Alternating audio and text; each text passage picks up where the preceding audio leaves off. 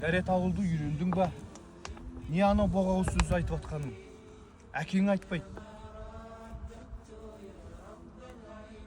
Деп оларды осылай тәрбие қылсаңдар, онда сендер бақыттысыңдар.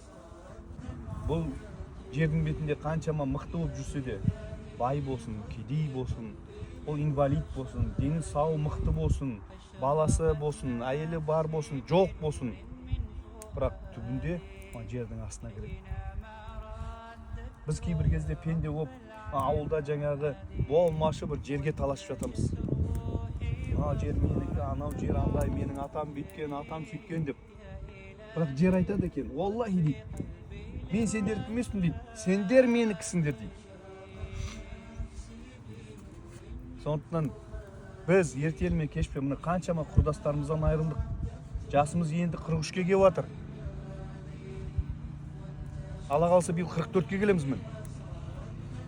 Бірақ қанша бауырларымыз, құрдастар бірге оқыған, бірге жүрген бауырларымыз, құрдастарымыз жердің астында жатыр.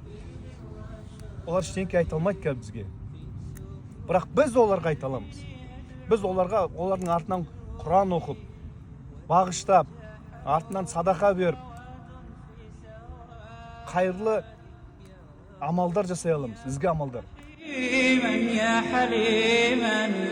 يا كريما ما لفضلك من نفادي يا سميعا يا مجيبا يا عظيم